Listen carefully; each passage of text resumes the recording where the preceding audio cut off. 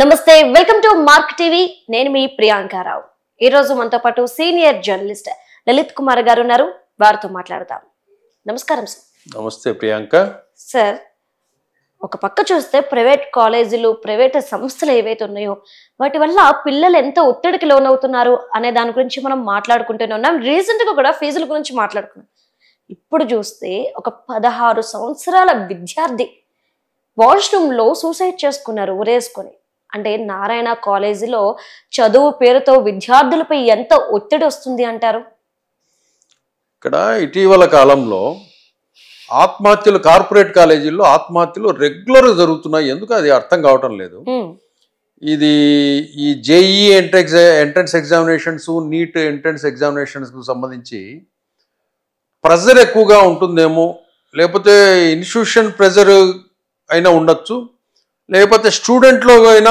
ఏదైనా భయం కూడా ఉండొచ్చు ఒక మార్కులు తక్కువ రావటమో లేకపోతే అర్థం కాలేకపోవటమో వాళ్ళు సరిగా ప్రిపేర్ కావటం బేసిక్స్ లేకపోవటము ఇవన్నీ అంశాలు కూడా ఆ స్టూడెంట్ సూసైడ్ చేసేదానికి కారణమై ఉంటాయి అంటే కొంతమంది ప్రెజర్ అంటే కనుక ఈ వార్డెన్స్ కానివ్వండి స్టడీ అవర్స్లో కానివ్వండి లేకపోతే జూనియర్ లెక్చరర్స్ కానివ్వండి వీళ్ళంతా లేదా ప్రిన్సిపల్ మార్క్స్ తక్కువ వస్తున్నాయి మార్క్స్ చదవాలా ఎందుకు చదవడం లేదు ఇట్లా అని ప్రెజర్ చేస్తారు అడుగుతుంటారు దాన్ని ప్రెజర్ అంటారు ఆ స్టూడెంట్కి దాన్ని చెప్పుకోలేకనో వాళ్ళకి దాన్ని అర్థం చేసుకోలేకపోనో ఇటువంటి కారణాలు తేలుతారు కొంతమంది వీక్ మెంటాలిటీ ఉన్న పిల్లలు ఏం చేస్తారంటే సూసైడ్ చేసుకుంటారు కాబట్టి అది ఇటీవల ఎక్కువైంది అది ఎందుకనేది ఒకసారి విశ్లేషించాలి ఇంకోటి అందరూ ప్రతి ఒక్కరు పేరెంట్స్ కూడా ఆ స్టూడెంట్ జేఈకి ఐఐటి జేఈకి సూటబుల్ అవుతాడా లేదా నీట్కి సూటబుల్ అవుతాడా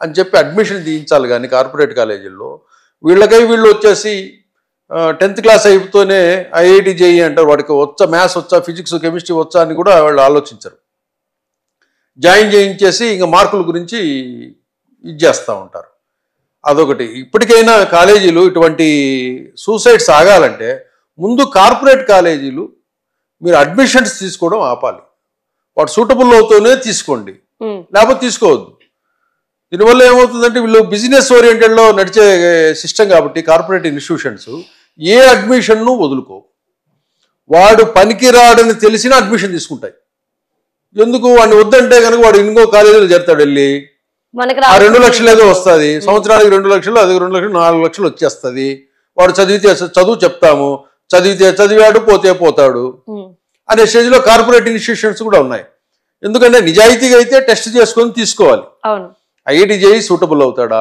ఈ అబ్బాయి చదవగలుగుతాడా మనం ఈ అబ్బాయికి పాఠం చెప్పగలమా వాడు అర్థం చేసుకోగలుగుతాడా అనేది ఇన్స్టిట్యూషన్స్ కూడా చూడాలి ఇట్లా ఈ వ్యాపార దృక్పథంతో వీళ్ళు పోయేటప్పుడు ఎవరు ప్రాణం పోతే మాకేముంది అంటారు ఆ పేరెంట్స్ ఉండాలి ముందు సార్ అంటే ఇప్పుడు మీరు అన్నారు పేరెంట్స్ గురించి నారాయణ కాలేజ్ ప్రిన్సిపల్ ని ఉరికించి కొట్టారు పేరెంట్స్ కానీ అదే పేరెంట్స్ నేను నీకు లక్షల ఫీజు కడుతున్నాము మార్క్స్ ఏవి అంటారు ఇటు టీచర్స్ మీద ఒత్తిడి తీసుకొస్తారు బిడ్డల మీద టీచర్స్ మీద ఇక్కడ తప్పు కేవలం ఆ సంస్థలదే అంటారా లేదా ఇలాంటి పిల్లల మీద లేనిపోయిన ఒత్తిడి వేయడం పేరెంట్స్ కూడా అంటారా ఇప్పుడు ఇద్దరిది తప్పే ఇక్కడ పేరెంట్కు ఫస్ట్ కాలేజీలు పక్కన పెడతాం పేరెంట్కి నీకు తెలీదా మీ అబ్బాయి మ్యాథ్స్ ఫిజిక్స్ కెమిస్ట్రీలో ఏ స్థాయిలో ఉన్నాడు వాడు ఐఐటికి సూటబుల్ అవుతాడా ఎంసెట్కి సూటబుల్ అవుతాడా వాడి పరిస్థితి ఏంటని పేరెంట్కి తెలియాలి కదా తెలుసుకునే టైం ఇవ్వట్లేదు నో పేరెంట్ ఆశ ఇక్కడ పేరెంట్ ఆశని వీళ్ళు ఎంకరేజ్ చేసుకుంటున్నారు వీళ్ళ దురాశ వాళ్ళ అబ్బాయి ఐఐటికి నీట్కి పనికిరాడని తెలిసినా కూడా బలవంతంగా వాళ్ళ దగ్గర పోయి సీట్ అడుగుతారు చేరుతారు వాళ్ళేంటి అదొక బిజినెస్ అయిపోయింది ఎడ్యుకేషన్ వాళ్ళు ఏం చేస్తారు నేను వద్దంటే కనుక నిజాయితీగా ఇదే పేరెంట్ పోయి మళ్ళీ అదే కోర్సును పక్క కాలేజీలో చేర్పిస్తాడు అందుకు వీళ్ళేం చేస్తారు ఎందుకు వచ్చింది వాళ్ళే అడుగుతున్నారు కదా సీటు చేరండి 2 లక్షలు కట్టండి ఫీజు అంటారు ఆ అబ్బాయి చదవలేడు వాళ్ళు చెప్పేది అర్థం కాదు ఇట్లా సూసైడ్స్ చేసుకుంటారు యాక్చువల్గా ఇది పెద్ద సబ్జెక్టు ఏ రోజు బ్లాస్టింగ్ అవుతుందో కానీ కార్పొరేట్ ఇన్స్టిట్యూషన్స్ మన తెలుగు రాష్ట్రాలకు సంబంధించి దాదాపుగా ప్రపంచంలో ఏ విద్యా సంస్థలలో జరగనన్ని ఆత్మహత్యలు ఈ 40 సంవత్సరాలలో మన తెలుగు రాష్ట్రాల్లోని కార్పొరేట్ ప్రైవేట్ ఇన్స్టిట్యూషన్స్ లో జరిగాయి. దాదాపు 2450 మంది స్టూడెంట్స్ సూసైడ్లు చేసుకుని చచ్చిపోయారు. ఈ ప్రపంచంలో ఏ విద్యా సంస్థలో జరగల ఇన్ని వేల మంది ఆత్మహత్యలు చేసుకున్న సంఘటన. కానీ ఏదో ఒక రోజు ఇష్యూ బ్లాస్ట్ అయినప్పుడు మాత్రము కార్పొరేట్ మేనేజ్మెంట్స్ కానీ ఇవి కూడా కొన్ని ఇబ్బందులు ఎదుర్కొనే పరిస్థితి వస్తుంది. కాబట్టి ఈ అడ్మిషన్స్ కోసం పాకులాడకుండా స్టూడెంట్స్కి టెస్ట్ పెట్టి లేదా పేరెంట్ చేత రిటర్న్గా రాయించుకోండి. విషయం చెప్పి రిటర్న్గా రాయించుకొని వాళ్ళు అడ్మిషన్ అన్నా చేయాలి. లేకపోతే మీరు అడ్మిషన్ రిజెక్ట్ చేసుకోవడం మంచిది. ఇప్పుడు ఆ స్టూడెంట్ చనిపోతాడు, క్యాంపస్లో గొడవ, ఆ స్టూడెంట్ కాంపెన్సేషన్ కట్టించాలి. 30 లక్షలు 40 లక్షల కాంపెన్సేషన్ కట్టిస్తారు. ఇదంతా న్యూసెన్స్ కదా. అదే అడ్మిషన్ వదిలేస్తే పోతుంది కదా, ఆ 2 లక్షలతో పోతుంది కదా. ఇక్కడ అది మేనేజ్మెంట్స్ డిసైడ్ చేసుకోవాలా. పేరెంట్స్ కూడా వాళ్ళ పిల్లలు సూటబుల్ అవుతాడా లేదా. కాకపోతే కనుక కామర్స్ కోర్సెస్ ఉన్నాయి, సిఏ ఓరియంటేషన్కి వెళ్ళొచ్చు, ఇంకా ఇతరత్ర చాలా ఉన్నాయి కోర్సెస్. ప్రతి ఒక్కరు ఐఐటి అనే నీట్, ఐఐటి నీట్ ఇదే వస్తుంటారు పేరెంట్స్. కాబట్టి ఈ సూసైడ్స్ కంట్రోల్ కావాలంటే పేరెంట్స్ అట్లాగే ఇన్స్టిట్యూషన్స్ కూడా మ్యూచువల్గా వాళ్ళ మీద ఇన్స్టిట్యూషన్లో అబ్జర్వేషన్ ఉంచాలి.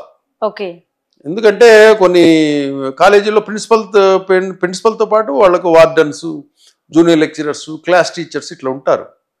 రెసిడెన్షియల్ సిస్టంలో ఉన్నప్పుడు వాళ్ళను ఏమైనా పిల్లలు డల్గా ఉన్నారా, ఏం చేస్తున్నారు ఏమిటి అని వాళ్ళ మీద నిఘా ఉండాలి. ఒకవేళ వాడు డల్గా ఉన్నాడనో లేకపోతే ఏదైనా ఇన్ఫర్మేషన్ అందుతుంది క్లాస్మేట్స్లో, వాడు బాధపడుతున్నాడో వాడిని ఇమ్మీడియట్గా పిలిపించడము, కౌన్సిలింగ్ ఇవ్వటము, ఇటువంటి చేస్తూ ఉండాలా.